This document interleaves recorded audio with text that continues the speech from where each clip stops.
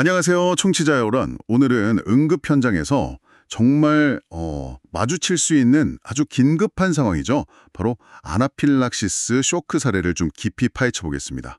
오늘 저희가 다룰 내용은요. 운동하다가 벌에 쏘인 20대 남성 환자, 실제 사례 시나리오랑 그 분석 내용을 바탕으로 할 건데요. 특히 응급 구조학 공부하시는 학생분들께는 이게 진짜 현장에서 만날 수 있는 상황이랑 비슷해서요. 필요한 지식이나 판단력 기르는데 도움이 많이 될 거예요. 자, 그럼 이 사례 통해서 아나필락시스, 이걸 어떻게 알아보고 또 뭘 가장 먼저 해야 하고 계속 뭘 봐야 하는지 핵심 내용들 같이 한번 보죠. 자, 상황을 한번 머릿속에 그려보세요. 20대 남성분이 운동을 한창 하고 있었어요. 근데 벌에 쏘였어요. 바로 직후에 갑자기 얼굴이 막 붓고 숨쉬기 힘들어해요. 온몸에 두드러기 같은 게 확 올라오고 목이랑 입술까지 막 부어오르는 거예요. 현장에 도착해서 보니까 혈압이 80에 50, 엄청났죠. 맥박은 분당 140회로 아주 빠르고 호흡도 분당 35회로 헉헉거리고요. 의식도 약간 좀 혼란스러워 보이고요. 오, 진짜 아찔한데요. 이 벌에 쏘였다는 명확한 사건이 있고 그 뒤에 이렇게 확 전신 반응이 나타났다면 뭘 가장 먼저 의심해야 할까요? 이 자료에서도 딱 짚어주던데요. 네, 맞습니다. 그 현장에서 이런 환자를 딱 마주치면요. 머릿속에 그냥 빨간 불이 번쩍 켜져야 돼요. 벌에 쏘였다? 이런 명확한 유발 요인이 있고 아주 짧은 시간 안에 전신 증상, 그러니까 피부 두드러기, 얼굴이랑 기도 부종, 호흡곤란, 그리고 저혈압까지 생명을 위협하는 거죠. 이 모든 걸 종합해보면 답은 하나죠. 바로 아나필락시스입니다. 아나필락시스. 네, 좀 더 구체적으로는 과민성 쇼크라고 하고요. 쇼크를 크게 나눌 때 혈관 문제로 생기는 분포성 쇼크, 그 대표적인 예라고 할 수 있습니다. 분포성 쇼크요? 그렇죠. 이게 왜 이렇게 갑자기 위험해지는지 그 원리를 아주 간단하게만 보면요. 이제 벌독 같은 특정 물질, 그러니까 알레르겐이 몸에 들어오잖아요. 그럼 우리 면역계가 좀 과하게 반응하는 거예요. 특히 그 비만 세포라는 게 있는데 이 세포가 자극을 받아서 히스타민 같은 강력한 염증 물질들을 그냥 한꺼번에 확 쏟아내는 겁니다. 아, 한꺼번에요? 그게 문제군요. 네, 이 히스타민이 온몸에서 이제 문제를 일으키는 건데요. 첫째는 혈관을 갑자기 확 넓혀요. 아, 혈관을요. 네, 그래서 혈압이 뚝 떨어지게 만들고 둘째는 그 작은 모세혈관 벽 있잖아요. 그 틈을 벌려요. 투과성이 증가한다고 하는데 그럼 혈관 안에 있어야 될 수분, 그러니까 혈장 성분이 주변 조직으로 막 빠져나가요. 그래서 얼굴이나 목 같은 데가 붓는 거죠. 아하, 그래서 부종이 생기는군요. 그렇죠.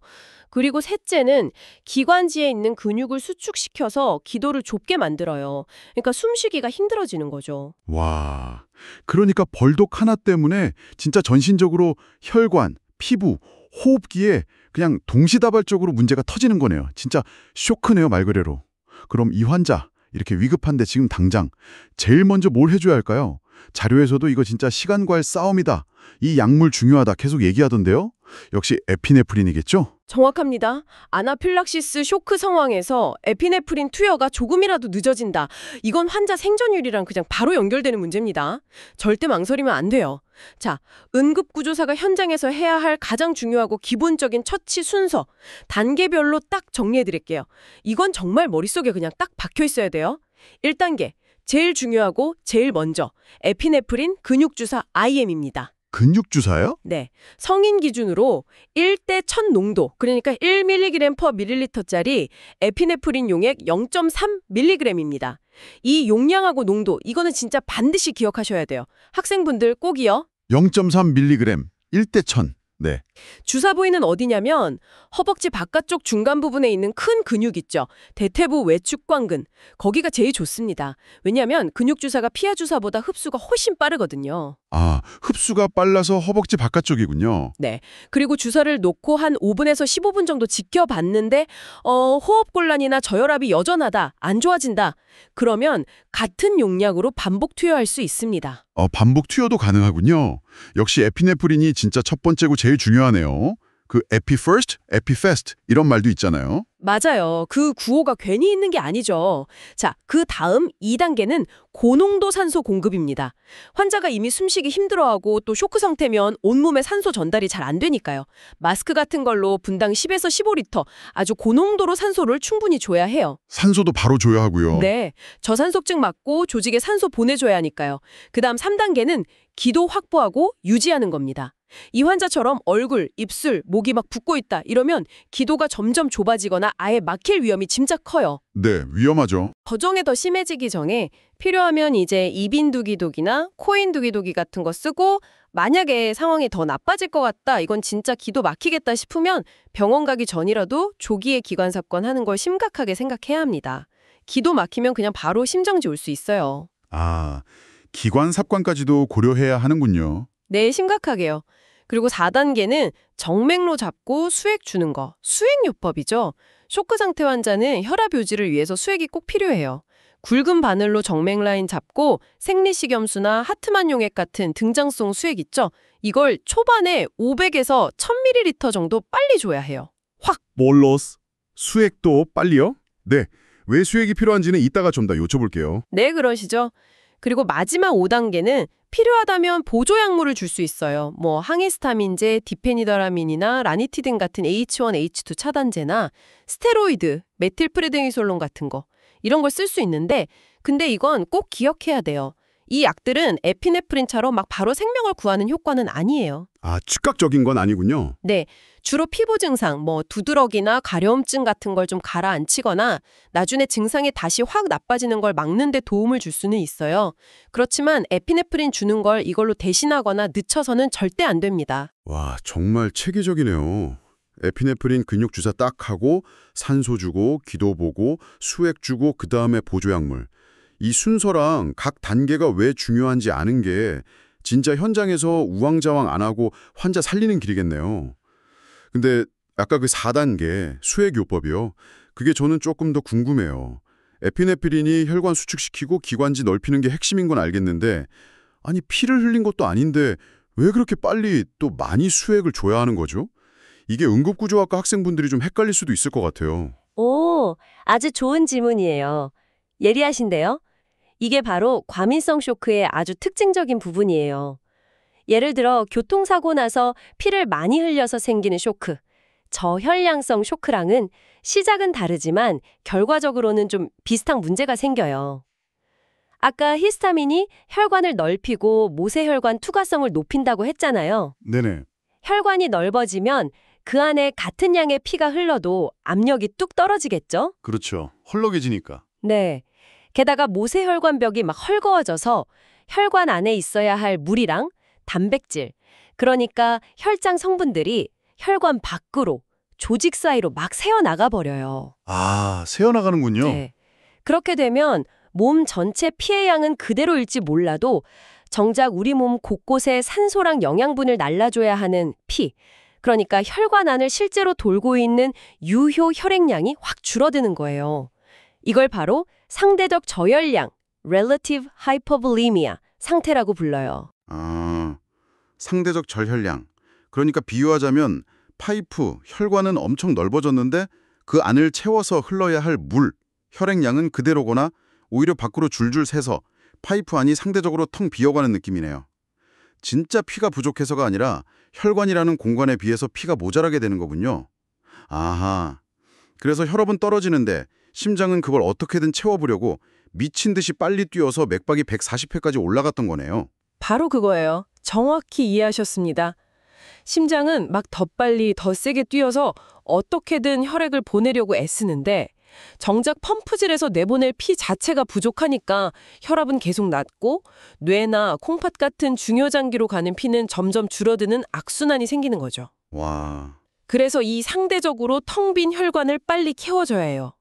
수액요법이 바로 이 부족해진 혈관 안에 볼륨을 채워서 혈압을 올리고 심장이 제대로 뛸 수 있게 도와주고 결과적으로 중요장기로 피가 잘 돌게, 즉 관류, 퍼퓨전을 개선시키는 아주 필수적인 처치인 겁니다. 이제 진짜 명확하게 이해가 되네요. 왜 수액이 필요한지. 단순히 그냥 혈압 숫자만 올리는 게 아니라 혈관 볼륨을 채워서 심장 부담 덜어주고 전신 순환을 돕는 거군요. 네. 다만 다시 한번 순서. 아나필락시스 쇼크에서 생명을 구하는 키는 뭐다? 에피네프린. 그렇죠. 에피네프린이고 수액은 그걸 뒷받침해주면서 순환을 안정시키는 아주 중요한 보조 역할이에요. 그래서 초반에 생리식염수나 하트만 같은 등장성 용액을 500에서 1000ml, 때로는 그 이상도 빠르게 주입하고 환자 반응, 혈압, 맥박, 소변 나오는 것 등등 이걸 계속 보면서 추가로 얼마나 더 줄지, 속도는 어떻게 할지 조절하는 거죠. 관계 확실히 알겠습니다. 자, 이렇게 빠르게 초기 응급처치를 했어요.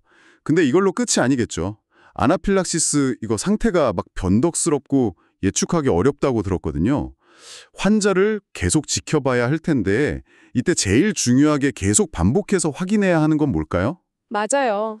응급처치했다고 절대 이제 괜찮겠지 하면 안 됩니다. 계속 지켜보고 재평가하는 게 생존의 또 다른 열쇠예요. 특히 아나필락시스는 처음에 좀 좋아지는 것 같다가도 몇 시간 뒤에 길게는 8시간 이상 지나서 다시 심각하게 증상이 나타나는 경우가 있어요. 이걸 2차성 반응이라고 하는데 전체 환자의 한 20%까지도 생긴다고 하거든요. 아, 2차성 반응. 좋아졌다가 다시 나빠질 수도 있군요. 네. 그래서 더더욱 계속 봐야 돼요. 재평가할 때 가장 중요하고 가장 먼저 봐야 할 거는요. 생명 유지의 기본 중에 기본, 바로 기도, 에어웨이랑 호흡, 브리딩 상태예요. 환자 목소리가 쉬거나 잠기지 않는지, 침 삼키기 힘들어하진 않는지, 이게 다 기도 부종이 심해진다는 신호일 수 있거든요. 네네. 또 숨소리가 거칠거나 쌕쌕거리는 소리 위징 안 들리는지, 호흡수는 괜찮은지, 산소 포화도 잘 유지되는지 이걸 진짜 매 순간 봐야 돼요. 기도 막히는 건 정말 순식간입니다. 기도, 호흡이 제일 먼저군요. 그렇죠. 그 다음으로는 순환 상태를 계속 봐야죠. 혈압, 맥박 안정적인지, 피부가 창백하거나 차고 축축해지지는 않는지, 이건 쇼크가 더 심해진다는 신호거든요. 그리고 우리가 한 처치, 특히 에피네프린 주고 나서 환자 증상이 숨쉬기 힘든 거, 피부 발진, 혈압 같은 거 얼마나 어떻게 변하는지 평가하는 게 중요해요. 반응이 별로 없거나 오히려 더 나빠지면 그럼 에피네프린 더 주거나 다른 걸 해야겠죠. 처치 반응 평가도 중요하고요. 네. 또 의식 상태 변화도 봐야 돼요. 환자가 더 졸려하거나 혼란스러워하면 뇌로 피나 산소가 잘 안 간다는 신호일 수 있고요. 그리고 아까 말한 그 2차성 반응, 그거 항상 머릿속에 넣어두고 처음에 좀 좋아졌어도 최소 몇 시간은 진짜 집중해서 봐야 합니다. 와, 기도와 호흡 상태가 최우선, 그 다음에 순환, 의식, 처치 반응, 그리고 몇 시간 뒤에 올 수도 있는 2차 반응까지. 진짜 환자 옆을 떠나지를 못하겠네요. 계속 긴장하고 있어야겠어요. 자, 오늘 이 벌에 쏘인 환자의 아나필락시스 쇼크 사례를 통해 알아본 중요한 내용들, 특히 응급구조와 공부하시는 우리 청취자 여러분들이 꼭 기억해야 할 점들 마지막으로 한번 정리해 볼게요. 첫째, 벌 쏘임, 음식, 약물 같은 특정 원인에 노출된 후에 짧은 시간 안에 피부 증상, 두드러기, 부종, 호흡기 증상, 호흡곤란, 쌕쌕거림, 순환기 증상, 저혈압, 빠른 맥박, 소화기 증상 이런 게 여러 시스템에서 동시에 나타난다. 그럼 아나필락시스를 강하게 의심해야 합니다. 이게 진단의 핵심이죠. 둘째, 아나필락시스가 의심되면 지체 없이 가장 먼저 해야 할 일은 뭐다? 에피네프린 0.3mg 성인 기준 근육주사다. 이게 생존율 높이는 제일 확실한 방법입니다. 그 후에 고농도 산소 주고 기도 확보 유지하고 정맥로 잡고 수액 주고 이게 순서대로 빨리 이루어져야 합니다. 핵심 처치랑 순서죠. 셋째, 수액. 피 안 흘렸어도 꼭 필요하다. 왜? 혈관이 넓어지고 혈장 성분이 새어나가서 생기는 상대적 저혈량 상태를 교정해서 혈관 안 볼륨 채우고 혈압이랑 조직 관리를 개선하기 위해서다. 이게 수액요법의 이유고요. 넷째, 초기 처치 후에 절대 방심하면 안 된다. 기도와 호흡 상태를 최우선으로 환자 상태 계속 재평가해야 하고 좋아진 후에도 몇 시간 안에 다시 나빠질 수 있는 2차성 반응 가능성, 이거 항상 생각하고 있어야 한다. 이게 재평가와 2차 반응입니다. 네. 오늘 이렇게 같이 나눈 지식들이 그냥 책 속에만 있는 이론이 아니라요. 여러분이 나중에 현장에서 진짜 환자를 만났을 때 그 생명을 구하는 아주 강력한 도구가 되기를 바랍니다. 아나필락시스처럼 정말 시간이 촉박한 상황일수록 정확한 지식을 바탕으로 얼마나 빠르고 침착하게 대응하느냐가 정말 중요하거든요. 이 사례 분석이 여러분의 임상적인 판단 능력, 또 술기 능력을 키우는데 좋은 밑거름이 되었으면 좋겠습니다. 네, 정말 중요한 말씀이네요. 특히 병원 밖에서 생기는 아나필락시스는 진짜 응급구조사의 초기 역할이 환자 결과에 결정적인 영향을 주는 경우가 정말 많아요. 오늘 다른 내용들 꼭 잘 기억해 두시고 실제 상황처럼 연습하는 훈련도 꾸준히 하시면 좋겠습니다. 마지막으로 청취자 여러분께 좀 생각해 볼 거리를 하나 던지면서 마무리할까 하는데요. 만약에 오늘 이 환자가요, 등산하다가 저기 외딴 산속에서 벌에 쏘였어요. 주변에 뭐 도와줄 사람도 없고 전화도 잘 안 터지는 그런 곳이라면 어땠을까요? 혹은 환자분이 자기가 벌 알레르기가 있다는 걸 전혀 모르고 있었다면요. 현장에 도착한 응급구조사로서 어떤 또 다른 어려움들을 만나게 될까요? 그리고 이런 예상 못한 변수들에 대비하려면 우리는 평소에 어떤 준비를 더 하고 어떤 고민을 더 해야 할지 각자 계신 자리에서 한번 깊이 생각해 보시는 시간을 가져보시면 어떨까 싶습니다. 오늘 심층 분석은 여기까지입니다. 다음 시간에도 여러분의 지적 호기심을 차워드리고 또 현장에 도움이 될 만한 유익한 주제로 다시 돌아오겠습니다. 감사합니다.